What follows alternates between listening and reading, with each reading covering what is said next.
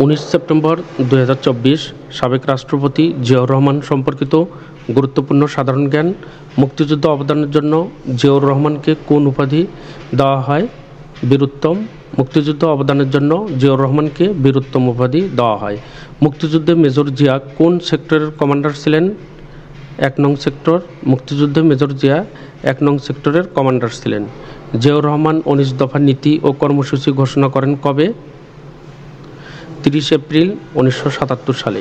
জিয়াউর রহমান 19 দফা নীতি ও কর্মসূচি ঘোষণা করেন 30 এপ্রিল 1977 সালে। খাল খনন কর্মসূচি গ্রহণ করেন কে? জিয়াউর রহমান। খাল খনন কর্মসূচি গ্রহণ করেন জিয়াউর রহমান। জিয়াউর রহমান গণশিক্ষা কর্মসূচি গ্রহণ করেন কবে? 21 ফেব্রুয়ারি 1980 সালে। জিয়াউর রহমান গণশিক্ষা কর্মসূচি গ্রহণ করেন 21 ফেব্রুয়ারি 1980 সালে।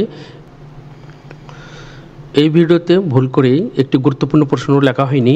বাংলাদেশের মুক্তিযুদ্ধের স্বাধীনতার ঘোষণা দেন কে? শহীদ রাষ্ট্রপতি জিয়াউর রহমান। বাংলাদেশের মুক্তিযুদ্ধের স্বাধীনতার ঘোষণা দেন শহীদ রাষ্ট্রপতি জিয়াউর রহমান। শহীদ রাষ্ট্রপতি জিয়াউর রহমান সার্ক গঠনের প্রস্তাব করেন কত সালে? 1980 সালে। শহীদ রাষ্ট্রপতি জিয়াউর রহমান সার্ক গঠনের প্রস্তাব করেন 1980 সালে। জিয়াউর রহমান কবে রাষ্ট্রপতি হন? 21 এপ্রিল 1977 সালে। জিয়াউর রহমান 21 এপ্রিল 1977 সালে রাষ্ট্রপতি হন। জিয়াউর রহমান বাংলাদেশের কততম রাষ্ট্রপতি ছিলেন? 8ম। জিয়াউর রহমান বাংলাদেশের 8ম রাষ্ট্রপতি ছিলেন। এখানে ব্যাখ্যা দেওয়া রয়েছে 1 থেকে 10ম রাষ্ট্রপতি পর্যন্ত। এই প্রশ্নটি অনেকের মধ্যে কনফিউশন হতে পারে। অনেকে মনে করে যে 7ম রাষ্ট্রপতি। এখানে রাষ্ট্রপতিদের লিস্টে দেওয়া রয়েছে, এই লিস্ট আমরা দেখে নেব। এখানে 8ম রাষ্ট্রপতি মেজর জেনারেল জিয়াউর রহমান। সময়কাল 21 এপ্রিল 1977 থেকে 30 মে 1981 পর্যন্ত। রাজনৈতিক দল বাংলাদেশ জাতীয়তাবাদী দল। পরবর্তীতে গুরুত্বপূর্ণ ভিডিওগুলো দেখার জন্য আপনাদের সকলকে ম্যাথ বাংলা জিকে ইউটিউব চ্যানেলটি সাবস্ক্রাইব করার অনুরোধ করছি। এই চ্যানেলে চাকরির পরীক্ষা এবং বিশ্ববিদ্যালয়ে ভর্তি প্রস্তুতির জন্য গুরুত্বপূর্ণ ভিডিও প্রতিদিন আপলোড করা হয়। জনগণের প্রত্যক্ষ ভোটে স্বাধীনতার পর প্রথম নির্বাচন আয়োজন করা হয় কবে? 3রা জুন 1978 সালে। জনগণের প্রত্যক্ষ ভোটে স্বাধীনতার পর প্রথম নির্বাচন আয়োজন করা হয় 3রা জুন 1978 সালে। 1978-এর নির্বাচনে জিয়াউর রহমান কত শতাংশ ভোট পেয়ে রাষ্ট্রপতি নির্বাচিত হন? 76.63%। 1978-এর নির্বাচনে জিয়াউর রহমান 76.63% ভোট পেয়ে রাষ্ট্রপতি নির্বাচিত হন। 1978-এর নির্বাচনে জিয়াউর রহমানের প্রধান প্রতিদ্বন্দ্বী কে ছিলেন? জেনারেল এম.এ.জি. ওসমানী। 1978-এর নির্বাচনে জিয়াউর রহমানের প্রধান প্রতিদ্বন্দ্বী ছিলেন জেনারেল এম.এ.জি. ওসমানী। 1978-এর নির্বাচনে জেনারেল এম.এ.জি. ওসমানী কত শতাংশ ভোট পান? 21.70%।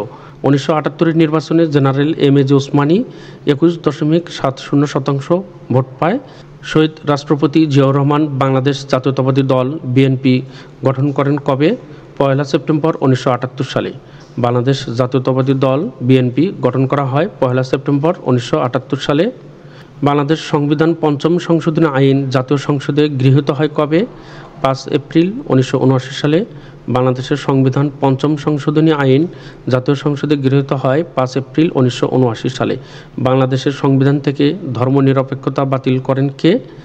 শহীদ রাষ্ট্রপতি জিয়াউর রহমান 23 এপ্রিল 1977 সালে সংবিধান সংশোধনের মাধ্যমে। জিয়াউর রহমান সামরিক আইন প্রত্যাহার করেন কবে? 9 এপ্রিল 1979 সালে। জিয়াউর রহমান সামরিক আইন প্রত্যাহার করেন 9 এপ্রিল 1979 সালে। জিয়াউর রহমানকে হত্যা করা হয় কবে? 30 মে 1981 সালে। জিয়াউর রহমানকে 30 মে 1981 সালে হত্যা করা হয়। জিয়াউর রহমানকে কোথায় হত্যা করা হয়? চট্টগ্রাম সার্কিট হাউসে। জিয়াউর রহমানকে চট্টগ্রাম সার্কিট হাউসে হত্যা করা হয়। জিয়াউর রহমান তিনি ছিলেন বাংলাদেশের 8ম রাষ্ট্রপতি, প্রাক্তন সেনাপ্রধান, একজন বীরোত্তম খেতাবপ্রাপ্ত মুক্তিযোদ্ধা। বাংলাদেশের স্বাধীনতা যুদ্ধের পর জিয়াউর রহমান 1977 সালে 21 এপ্রিল বাংলাদেশের রাষ্ট্রপতি হন। 1978 সালে 1 সেপ্টেম্বর তিনি বাংলাদেশের জাতীয়তাবাদী দল বিএনপি প্রতিষ্ঠা করেন। 4 বছর বাংলাদেশ শাসন করার পর 1981 সালে 30 মে এক ব্যর্থ সামরিক অভ্যুত্থানে চট্টগ্রামে নির্মমভাবে নিহত হন। ডাকনাম কমল। জন্ম 19 জানুয়ারি 1936 এবং মৃত্যু 30 মে 1981 বগুড়া নসিপুর ইউনিয়নের বাগবাড়ি গ্রামের মণ্ডল বাড়িতে তিনি জন্মগ্রহণ করেন। পেশা বাংলাদেশের 8ম রাষ্ট্রপতি ছিলেন, প্রাক্তন সেনাপ্রধান ছিলেন এবং মুক্তিযুদ্ধের সেক্টর কমান্ডার ও জেড ফোর্সের অধিনায়ক। আমরা সকলেই জানি মুক্তিযুদ্ধের 3টা ফোর্স ছিল, SK, Z এসতে হচ্ছে শফিউল্লাহ, জেডতে হচ্ছে জিয়াউর রহমান, কেতে খালেদ মোশাররফ। উপাধি ছিল বীরুত্তম। বাংলাদেশ জাতীয়তাবাদী দল প্রতিষ্ঠা করে 1978 সালের 1 সেপ্টেম্বর। বিবিসির জরিপে শ্রেষ্ঠ বাঙালিদের মধ্যে 19 নম্বরে। পিতার নাম মনসুর রহমান, মাতার নাম জাহানারা খাতুন ওরফে রানী। বিবাহ 1960 সালে দিনাজপুরের বালিকা খালেদা খানমের সঙ্গে। খেতাবে ভূষিত হন পাকিস্তান সরকার কর্তৃক হিলাল-ই-জুরাত। চিন্তাধারা, তিনি সার্ক প্রতিষ্ঠার স্বপ্নদ্রষ্টা। 1 নং সেক্টরের কমান্ডার ছিলেন। এপ্রিল থেকে জুন 1971 পর্যন্ত পুরস্কারের প্রবর্তক, অর্থাৎ তিনি কি পুরস্কার প্রবর্তন করেন? 1977 সালে স্বাধীনতা পদক, 1976 সালে 21 পদক। পুরস্কার অর্জন করেন Bir Uttom, Swadhinata Puraskar, Hilal-i-Jurat, Order of the Nile, SAARC পুরস্কার। 1978 সালে 3রা জুন জিয়াউর রহমান বাংলাদেশের রাষ্ট্রপতি নির্বাচিত হন। 1981 সালে 30 মে চট্টগ্রামে এক ব্যর্থ অভ্যুত্থানে রাষ্ট্রপতি জিয়াউর রহমান শহীদ হওয়ার পর বিচারপতি আব্দুস সাত্তার বাংলাদেশ জাতীয়তাবাদী দলের প্রার্থী হিসেবে 1981 সালের 15 নভেম্বর বাংলাদেশের রাষ্ট্রপতি নির্বাচিত হন। 1991 সালের 27 ফেব্রুয়ারি সাধারণ নির্বাচনে বাংলাদেশ জাতীয়তাবাদী দল জিয়াউর রহমানের স্ত্রী বেগম খালেদা জিয়ার নেতৃত্বে 140টি আসন লাভের মাধ্যমে একক সংখ্যাগরিষ্ঠ দল হিসেবে আবির্ভূত হয় এবং সরকার গঠন করে। 2001 সালে 1 অক্টোবর অনুষ্ঠিত সাধারণ নির্বাচনে বাংলাদেশ জাতীয়তাবাদী দল 300টি আসনের মধ্যে 193টি আসন লাভ করে পুনরায় ক্ষমতা আসে। 1996 সালের 12 জুনের নির্বাচনের পর বিএনপির নেতা জাতীয় সংসদে বিরোধী দলের নেতার ভূমিকা পালন করেন। 2008 সালে 29 ডিসেম্বর অনুষ্ঠিত নবম সংসদের সাধারণ নির্বাচনে বাংলাদেশ জাতীয়তাবাদী দল অনেকটা বিপর্যস্ত হয়ে পড়ে। 300 আসনের মধ্যে 30টি আসনে জয়লাভ করে বিরোধী দল হিসেবে জাতীয় সংসদে ভূমিকা পালন করে। 2008 সালের 29 ডিসেম্বর অনুষ্ঠিত নবম সংসদের সাধারণ নির্বাচনে বাংলাদেশ জাতীয়তাবাদী দল অনেকটা বিপর্যস্ত হয়ে পড়ে। 300 আসনের মধ্যে 30টি আসন জয়লাভ করে বিরোধী দল হিসেবে জাতীয় সংসদে ভূমিকা পালন করে। পরবর্তীতে 13, 18, 2024 এগুলোতে কোনো নির্বাচন হয়নি, আমরা সকলেই জানি। পরবর্তী গুরুত্বপূর্ণ ভিডিওগুলো দেখার জন্য আপনাদের সকলকে ম্যাথ বাংলা জিকে ইউটিউব চ্যানেলটি আবারও সাবস্ক্রাইব করার অনুরোধ করছি।